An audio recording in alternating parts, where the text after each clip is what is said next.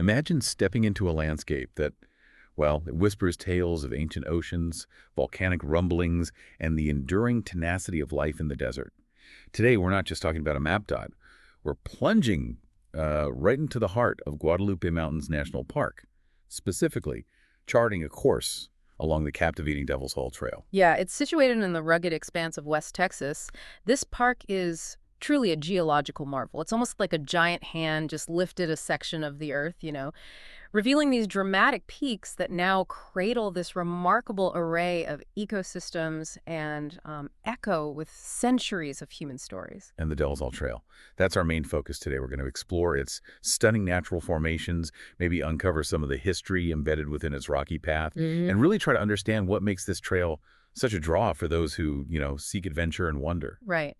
And to guide our exploration, we've gathered some pretty fascinating insights. We'll be looking at firsthand experiences shared by hikers on Reddit, which gives us that invaluable on-the-ground perspective. And we'll also be drawing from a detailed study by the Texas A&M Transportation Institute in partnership with the National Park Service, which looked at how they monitor trail usage within the park. Okay, so our goal here is to extract the most compelling nuggets of knowledge and narrative about the Devil's Hall Trail.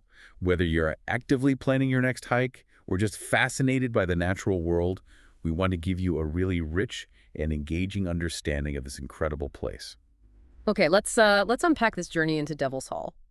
So, Devil's Hall Trail, the name itself conjures a sense of intrigue, doesn't It it? really does. And it seems that reputation is, well-deserved. According to one Reddit user, a park ranger actually recommended Devil's Hall as a hidden gem, especially when you compare it to the more frequently visited Peak Trail. It suggests a route that might offer a more, let's say, intimate experience. That immediately makes me want to lace up my boots. Who doesn't love discovering a trail that feels a little bit secret? And it sounds like the ranger's recommendation was spot on. Yeah. This same hiker, they started their adventure around 9:30 a.m. in late May, I think. Yeah, late May. And completed it in about 3 to 4 hours. They mentioned the temperature was just about perfect, starting in the comfortable 70s and only warming up to the low to mid 80s. Yeah. That's practically ideal hiking weather in Texas, right? It really is. And what's also appealing is their description of the trail as pleasantly populated. Okay. It suggests a balance enough fellow explorers around to feel maybe a sense of connection and perhaps security, but not so many that the tranquility of the natural setting is lost. Yeah, not overcrowded. It makes you wonder, as another Reddit user did, if Devil's Hall and maybe other trails in the park are truly overlooked treasures, much like some of the less famous but equally stunning routes in places like, say, Zion. It highlights how sometimes popularity can concentrate on just a few key attractions, potentially leading us to miss out on other incredible experiences right nearby. It certainly does raise that question, and this observation from the hiking community, it ties into a larger trend we're seeing in many national parks. As one Reddit contributor noted, social media has undeniably amplified the visibility and thus the popularity of these natural wonders. Right. And while this increased enthusiasm for our parks is wonderful, it also brings certain challenges into focus. Exactly. The ease with which we can share those captivating snapshots online can sometimes lead to individuals venturing onto trails based on, a few seconds of visually appealing content, without fully grasping the trail's demands or the necessary safety precautions. Yeah. That Reddit user recounted seeing people on a challenging hike in Zion wearing completely inappropriate footwear and attire. It's a stark reminder, really, of the potential gap between the online perception and the on-the-ground reality. This really underscores the need for a thoughtful approach when experiencing these natural spaces. We want to foster that initial spark of inspiration, of course, but it has to be accompanied by a strong sense of personal responsibility, environmental awareness, and, importantly, adequate preparation. Yeah. It's about engaging with the whole experience, not just capturing a fleeting image. And Guadalupe Mountains National Park, in particular, it draws a fascinating mix of adventurers. We saw mentions on Reddit of high pointers, those dedicated individuals aiming to reach the highest natural elevation in Texas, which, as we know, is Guadalupe Peak itself. That's a significant goal for many. Indeed. And the park also attracts those seeking a more solitary immersion in nature with references to solo backpacking trips. This kind of speaks to the more rugged and perhaps remote character of certain areas within the park's wilderness. Which brings us to the essential work being done to better understand and manage the increasing use of these precious trail systems. The National Park Service, in its role as custodian of these natural resources, actively supports research into how visitors are actually engaging with the trails. Right, and this is where that case study from the Texas A&M Transportation Institute becomes particularly relevant.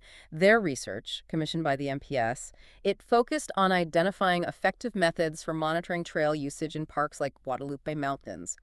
The aims are quite comprehensive, ranging from informing strategies for natural resource management to planning necessary visitor amenities and even quantifying the benefits these outdoor experiences offer to the public. So it's not just about counting how many feet hit the dirt, is it? It's Exactly. about understanding the patterns and implications of that use for the long-term health and accessibility of the park. Exactly. The case study emphasizes that having reliable data allows park managers to track things like the number of people using specific trails at different times. Day, week, year. This kind of detailed information is invaluable for making informed management decisions. Precisely. For Guadalupe Mountains National Park specifically, the study highlights that park staff recognized a need to move beyond just relying on um, anecdotal observations and basic trailhead counts.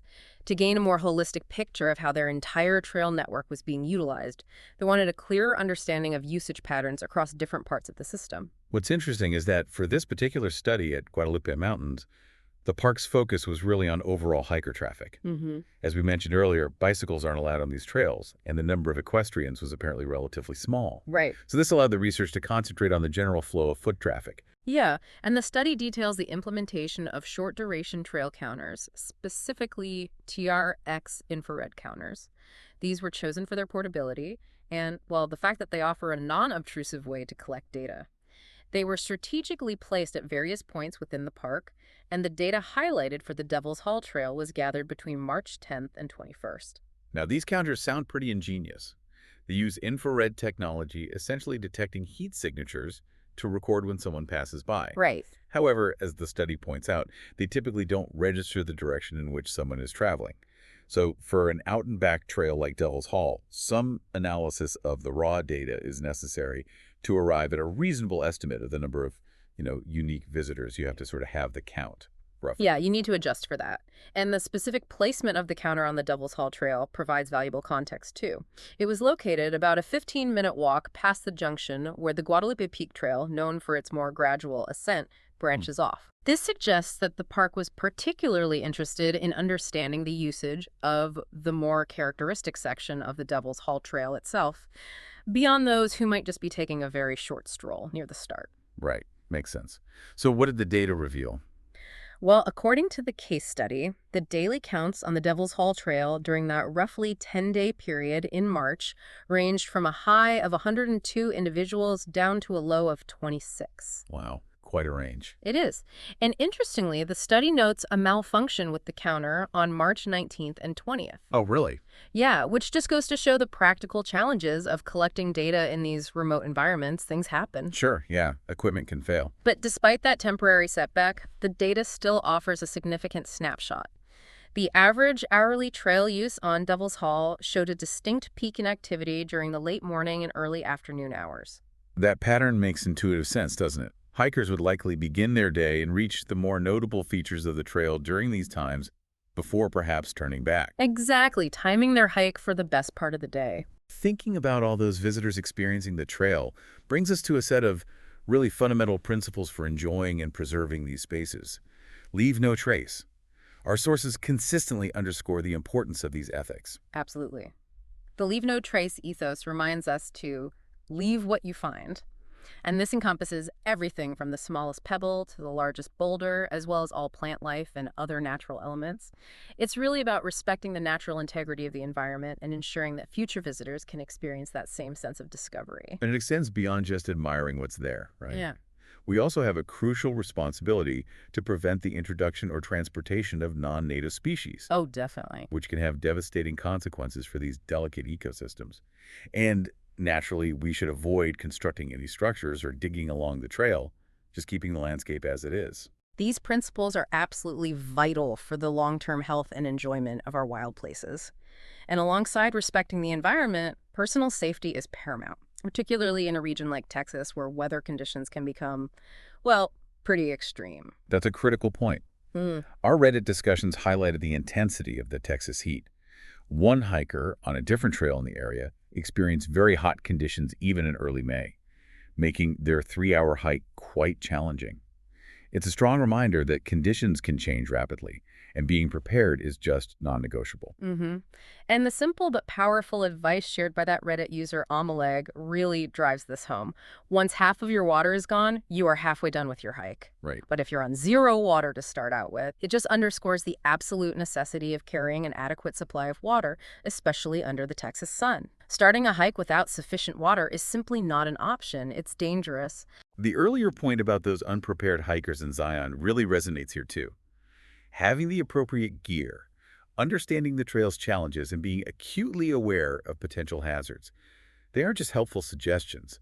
They are essential elements for a safe and rewarding experience in the backcountry.